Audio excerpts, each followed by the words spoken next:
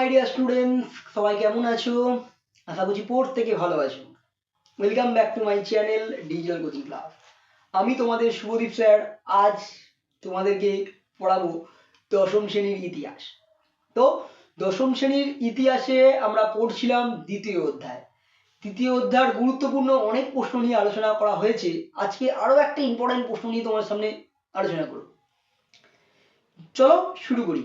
আজকে যে প্রশ্নটা নিয়ে আলোচনা করা হবে সেটা হচ্ছে যে শ্রীরামকৃষ্ণ পরমহংসদেবের সর্বধর্ম সমন্বয়ের আদর্শ ব্যাখ্যা করো।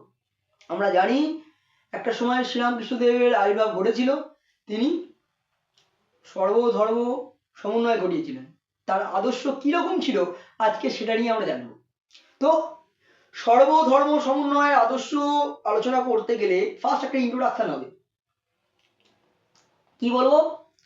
বলবো যে সময় খ্রিস্টান মিশনারিদের আবির্ভাবে চারিদিকে খ্রিস্ট ধর্ম ছড়িয়ে পড়ছে ভারতবর্ষের, যে সময়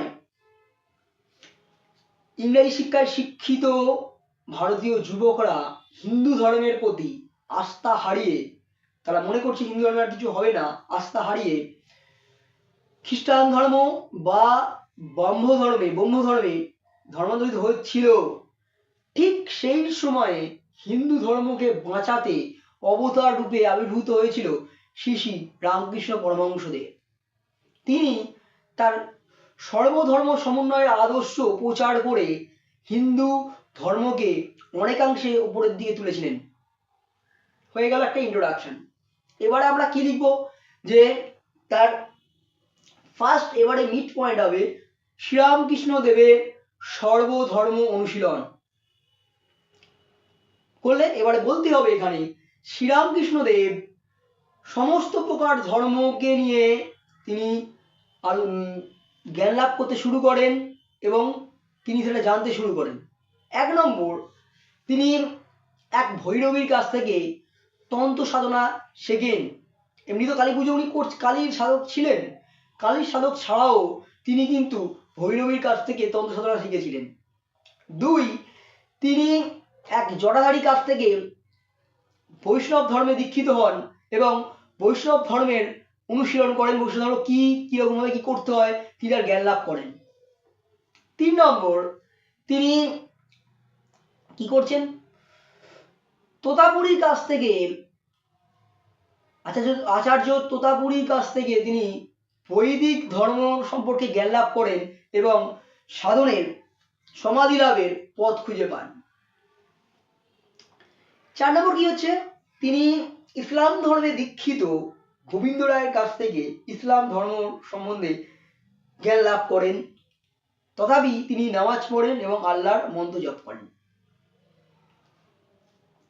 5 নম্বর, তিনি শম্ভুচরণ মল্লিকের কাছ থেকে যীশুখ্রিস্টের জন্ম বৃত্তান্ত, খ্রিস্ট ধর্ম সম্পর্কে জ্ঞান লাভ করেন এবং তিনি খ্রিস্টান ধর্ম কিরকম তিনি তার সম্বন্ধে জানেন আরো ভালো করে। 6 নম্বর কি আছে না, তিনি বৌদ্ধ ধর্ম সম্পর্কে জ্ঞান লাভ করছেন এবং বৌদ্ধ দেবকে তিনি দেবতা হিসাবে পুজো করেন। তিনি বলতেন যে এই বৈদিক ধর্ম, বৈদিক জ্ঞান আর বৌদ্ধ ধর্মের মধ্যে কোনো প্রকার পার্থক্য নেই, পুরোটাই এক। অবশেষে আমি বলতে পারি আর একটা জিনিস, তিনি জৈন ধর্ম, বিশেষ করে মহাবীর তীর্থঙ্করকে তিনি শ্রদ্ধা করতেন। এইভাবে প্রত্যেকটা ধর্মের জ্ঞান লাভ করার পরে তিনি সর্বধর্ম সমন্বয় ঘটিয়েছিলেন। নেক্সট কি হবে পয়েন্টটা? নেক্সট পয়েন্ট হবে সমন্বয়। এই সমন্বয় ব্যাপারটা কি না, সমন্বয় ব্যাপারটা জানতে গেলে আমাকে বুঝতে হবে যে সমস্ত প্রকার ধর্ম সম্পর্কে আলোচনা করে তিনি বোঝেন প্রত্যেকটা ধর্মের একই বিষয়বস্তু, একই, সব ধর্মই সত্য। তাই এখান থেকে একটা জিনিস বলা যায়, এখান থেকে তিনি তার দৃঢ় বিশ্বাস জন্মায় যে যত মত তত পথ, প্রত্যেকটা ধর্মই সত্য। নেক্সট পয়েন্ট কি হবে? শ্রীরামকৃষ্ণদেবের আদর্শ। শ্রীরামকৃষ্ণদেবের সর্বধর্ম সমন্বয়ের মূল আদর্শ ছিল, তার বাণী ছিল শিবজ্ঞানে জীব সেবা করা। এর জন্য তিনি বলেছিলেন, এর জন্য সংসার ত্যাগ করার কোনো প্রয়োজন নেই, কারণ ঈশ্বর দেবালয়ে বা মন্দিরে থাকেন না, ঈশ্বর থাকেন প্রত্যেকটা মানুষের মধ্যে। তারই জ্ঞান, তারই শ্রীরামকৃষ্ণদেবের সর্বধর্ম সমন্বয়ের মূল আদর্শই ছিল শিবজ্ঞানে জীব সেবা করা। বুঝতে পারলাম? তিনি বলেছিলেন যে জীবের সেবা যদি করতে পারো তাহলেই তুমি তো ভগবানকে লাভ করতে পারবে। হয়ে গেল, তাহলে আমরা আদর্শটাকে তুলে ধরলাম। নেক্সট আমরা জাস্ট লাস্টে একটা মূল্যায়ন দিয়ে শেষ করব।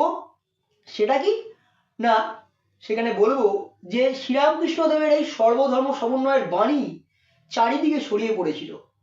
তার বাণী থেকে প্রচুর শিক্ষিত বাঙালি সমাজ, বাঙালি যুবক, তারা আবার হিন্দু ধর্মের প্রতি আস্থা রাখতে পেরেছিল। এই হিন্দু ধর্মের মধ্যে যা ভেদাভেদ প্রথা, জাতপাত অনেকাংশে উঠে গিয়েছিল, এবং এই সর্বধর্ম সমন্বয়ের মাধ্যমে তিনি শিখিয়েছিলেন অন্য ধর্মের প্রতি কিভাবে শ্রদ্ধা রেখে নিজের ধর্মকে পালন করা যায়। বুঝতে পারলাম? তাহলে এক ইন্ট্রোডাকশন দিচ্ছি কিভাবে শ্রীরামকৃষ্ণদেব উঠে আসছে, কোন পরিস্থিতিতে শ্রীরামকৃষ্ণদেবের আবির্ভাব ঘটছে, তারপরে আমরা কি বলছি, 2 নম্বর পয়েন্ট কি করছি, শ্রীরামকৃষ্ণদেবের সর্বধর্ম সম্পর্কে জ্ঞান লাভ, এটা তুমি দিতে পারো, না হলে পয়েন্ট করতে পারো যে সর্বধর্ম অনুশীলন, সেখানে তুমি এক এক করে বলো তন্ত্রসাধনা কিভাবে করছেন, কিভাবে ইসলাম ধর্ম জ্ঞান লাভ করলো, কিভাবে খ্রিস্ট ধর্ম জ্ঞান লাভ করলো, কিভাবে বৈষ্ণব ধর্মের জ্ঞান লাভ করলো আমরা বললাম কার কাছ থেকে, সেটা বলবে। তারপরে বলবে কি সমন্বয়, সর্বধর্ম সম্পর্কে জ্ঞান লাভ করে তিনি তার বিশ্বাস জন্মালো যে প্রত্যেকটা ধর্মের বিষয়বস্তু এক, অর্থাৎ যত মত তত পথ। তারপরে পয়েন্ট করবে শ্রীরামকৃষ্ণদেবের আদর্শ, সেখানে বলবে তার মূল বাণী কি ছিল, সেটা যেটা বললাম আমি এইমাত্র। লাস্ট লিখবে মূল্যায়ন, সেখানেই বলবে যে তারই জন্য কিন্তু আবার আগের মতো অবস্থায় হিন্দু ধর্ম ফিরে পেয়েছিল তাদের মান মর্যাদা, এবং মানুষ তার উপর আস্থা রাখতে বাধ্য হয়েছিল এক প্রকার।